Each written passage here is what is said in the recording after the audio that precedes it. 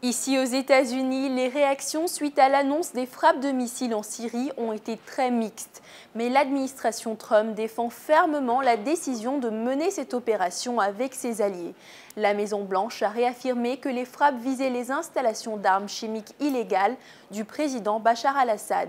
Et avant de se lancer avec la Grande-Bretagne dans cette mission conjointe, les États-Unis et la France ont fait savoir qu'ils disposaient de preuves irréfutables démontrant que les forces gouvernementales syriennes ont utilisé des substances interdites lors d'une récente attaque dans une zone rebelle de la Ghouta. Les frappes de missiles coordonnées ont visé vendredi soir des installations de stockage, de recherche et des cibles militaires syriennes en prenant soin d'éviter les civils et les forces russes stationnées dans ces zones. Les États-Unis, la France et la Grande-Bretagne affirment que ces frappes ont mis à mal la capacité de la Syrie à fabriquer des armes chimiques. À la suite de ces frappes, le président Donald Trump a tweeté « Mission accomplie », un commentaire qui a reçu de nombreuses critiques, soulignant que ce raid ponctuel ne ferait aucune différence. Mais les officiels américains ont fermement défendu l'action. Nous avons le devoir d'attaquer et d'arrêter ce qui se passe en Syrie. Par conséquent, les États-Unis et leurs alliés se sont attaqués à ces 3 installations. Les sites visés abritaient et testaient des armes chimiques. La porte-parole de la Maison-Blanche a déclaré que les États-Unis et leurs alliés ont atteint l'objectif qu'ils s'étaient fixé. Ils sont partis pour détruire des infrastructures majeures abritant des armes chimiques en Syrie et c'est exactement ce qu'ils ont fait. C'est un message fort qu'ils envoient à la Syrie, à la Russie, à l'Iran. Notre président a une ligne rouge qu'il ne faut pas franchir. La Maison-Blanche rejette toute critique insinuant que le président Trump n'a pas de politique claire en ce qui concerne le rôle des États-Unis en Syrie. Il veut vaincre le groupe État islamique, il en parle continuellement. Nous y sommes presque.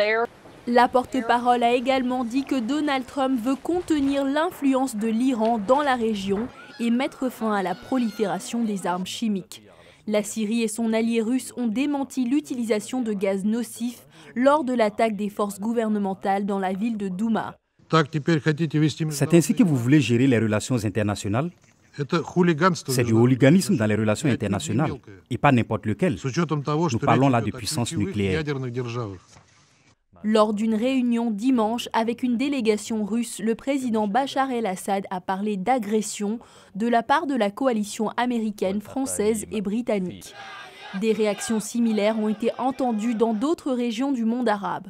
Certains partis d'opposition européens ont aussi remis en question la légalité de ces frappes.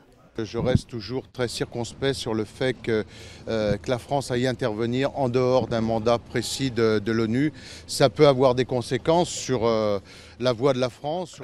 Jusqu'à ce lundi, les experts de l'OIAC, l'Organisation pour l'interdiction des armes chimiques, n'avaient pas accès au site de l'attaque chimique présumée à Douma. Les forces de Bachar el-Assad, rappelons-le, ont repris le contrôle de cette ville. Le président Donald Trump avait dit plus tôt ce mois-ci vouloir se désengager en Syrie, mais les récents événements annoncent un tout autre scénario. Pour l'instant, l'administration Trump signale que les troupes américaines vont rester en Syrie jusqu'à ce que les menaces du groupe État islamique, de l'Iran et des armes chimiques soient anéanties. Les officiels américains ont également tenu à clarifier que chasser Bachar al-Assad du pouvoir ne faisait pas partie des objectifs américains. Dili Diko, VOA Afrique, Washington.